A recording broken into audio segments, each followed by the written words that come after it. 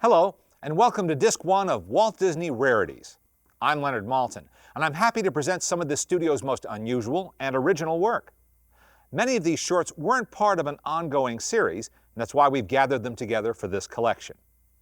We begin with some samples of Walt's first successful series, the Alice comedies. Walt was undoubtedly inspired by cartoon producer Max Fleischer, who placed an animated clown named Coco against a live-action backdrop in a popular series called Out of the Inkwell. Walt simply reversed the idea and put a real live girl in a cartoon world, much as Lewis Carroll's Alice stepped through the looking glass. The pilot film for this series was shot in Kansas City in 1923, with a local 4-year-old girl named Virginia Davis, and its potential for success convinced Walt to seek his fortune in Hollywood. 56 films followed over the next 4 years, about one a month, with other girls eventually taking Virginia's place. These short subjects were made quickly and economically, and while their particular brand of movie magic may seem a bit primitive today, the results are still very entertaining. The men who worked with Walt on this series included Ub Iwerks, Hugh Harman, and Rudolph Ising. They went on to dominate the world of animated cartoons as Walt's rivals in the 1930s.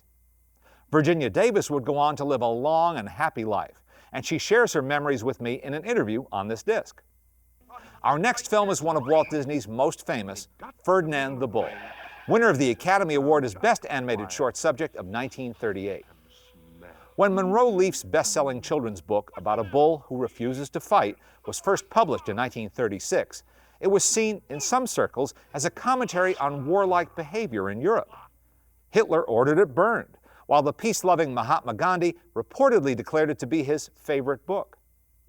Old-time radio buffs will recognize the voice of Ferdinand's narrator, Jack Benny's longtime announcer, Don Wilson. Animation fans may recognize the picadors in the bull ring as caricatures of top Disney artists, while it's said that the matador himself is a rendering of Walt. Next, we move on to some unique cartoons released during World War II. Chicken Little, from 1943, is a variation on the well-known fable with a decidedly somber conclusion. It was meant to remind audiences not to listen to idle gossip or propaganda, but to always think for themselves. The Pelican and the Snipe, narrated by Disney favorite Sterling Holloway, is a story of two feathered friends who have a misunderstanding and nearly get in trouble because of wartime bombings. This story was originally developed as a sequence for the feature film The Three Caballeros, but it was made as a short subject instead. From there, we move to the 1950s for a number of other one-of-a-kind shorts, including an adaptation of Virginia Lee Burton's popular children's book, The Little House. There's one more Oscar winner, Toot, Whistle, Plunk, and Boom, the first animated cartoon ever released in the widescreen CinemaScope process, with the distinctive background stylings of artist Eyvind Earle. It also marked the studio's first encounter with stereophonic sound. There are two more Oscar nominees, the musical story of Lambert the Sheepish Lion, and one of my favorites, the fanciful Ben and Me.